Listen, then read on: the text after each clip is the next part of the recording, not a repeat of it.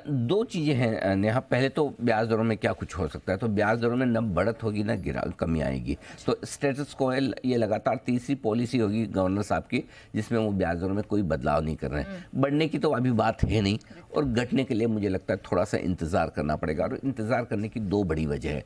पहली वजह अमेरिका की है। अमेरिका में एक बार आपने फिर से ब्याज दरें पिछली बार बढ़ती हुई देखी है।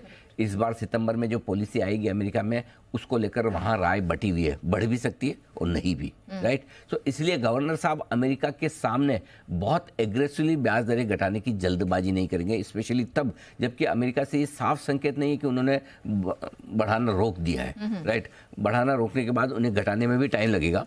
एक पोज दिया, वापस बढ़ा दी। सो आई थिंक ग्लोबल सपोर्ट हमारे पास ब्याज दरें घटाने के लिए है नहीं, पहला।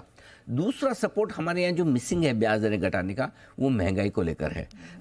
महंगाई का आंकड़ा शायद हल्का सा बढ़ सकता है, ये डर है या अनुमान उनका बढ़ सकता है। और उसकी वजह है कि जिस तरह से भारी बाढ़ हुई है पूरे देश भर में, खाने पीने की चीज़ों की महंगाई वापस से बड़ी तेज़ी से बढ़ रही है। आप देख सकते हैं टमाटर से लेके आलू प्याज से लेके खाने पीने की चीज़ों के दाल तेल, ये सारे तेल तो सस्ता खैर, बट आपसे ज़्यादा कौन जानता है, आप सारी कमोडिटीज चेक करती हैं। तो जो महंगाई फिर से बढ़ने का डर है, वो आरबीआई गवर्नर साहब को थोड़ा सा अभी एज पर रखेगा कि नहीं इस बार हम पोज करते हैं।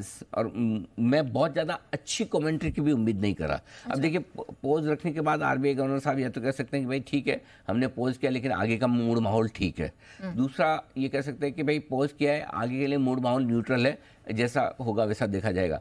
लेकिन तीसरी चीज़ है कि आगे को लेकर थोड़ी सावधानी बता सकते हैं। मुझे लगता है उसकी तरफ ज़्यादा उनका रुझान रहेगा कि थोड़ा आपको सावधान करने की कोशिश करेंगे कि इस बाढ़ ने और खाने पीने की चीज़ों ने जो बाज़ार में तेज़ी, इन्फ्लेशन में फिर से तेज़ी लाने का काम कर सकती है, इसको लेकर हमारी नज़र थोड़ी सी कड़ी है। और हम आगे के एक्शन पर थोड़ा सा फोकस, मतलब थोड़ा सा वो नेगेटिव साउंड कर सकते हैं। उनके पास ऐसा कहने के लिए जगह है, अगर वो कहना चाहें तो कह सकते हैं। तो सर फिर मार्केट क्या देखना चाहेगा? क्या ये थोड़ा डराने वाली बात हो सकती है? नहीं, डराने वाली तो नहीं, क्योंकि देखो बाढ़ आई है, खाने पीने की चीज़ों की महंगाई बढ़ी, आपको हमको सबको पता है ना, इसमें नया कुछ नहीं। हाँ, मार्केट के लिए सरप्राइज क्या हो सकता है? इन सब के बावजूद गवर्नर साहब कहीं कॉन्फिडेंट है कि कुछ नहीं भाई, महीने 2 महीने की बात है, सब ठीक हो जाएगा। तो बाजार खुश हो सकता है कि चलो गवर्नर साहब ने अपना स्टैंड नहीं बदला। दूसरा ये कि जैसे वो ये कह दे कि ग्लोबल अनिश्चितताएं थोड़ी सी कम होती है, इन अ सेंस कि अगर अमेरिका क्लियर संकेत देता कि वो ब्याज दरें और नहीं बढ़ाएगा, हम घटा देंगे, इनडायरेक्टली वो ऐसा कह सकते हैं, तो कुछ अच्छा आ सकता है। मैं इस पॉलिसी में बहुत हाई एक्सपेक्टेशन पे नहीं जा रहा कि गवर्नर साहब बहुत अच्छा बोलेंगे, बहुत अच्छा नहीं, मुझे उम्मीद नहीं है। और इसलिए अगर अच्छा बोले तो मुझे अच्छा लगेगा, फिर ज़्यादा अच्छा लगेगा। सो लो एक्सपेक्टेशन है इस पॉलिसी में। हो सकता है थोड़ा सा महंगाई का टारगेट बढ़ाने की कोशिश करें, जीडीपी के टारगेट में तो छेड़छाड़ नहीं करेंगे, कम करने का कोई स्कोप है नहीं, क्योंकि सारे बाकी संकेत अच्छे हैं। सो महंगाई इस पॉलिसी का ट्रिगर ट्रम्प कार्ड है। उसके बारे में गवर्नर साहब कितना अच्छा कितना खराब बोलते हैं, पहली चीज़ वो है महंगाई।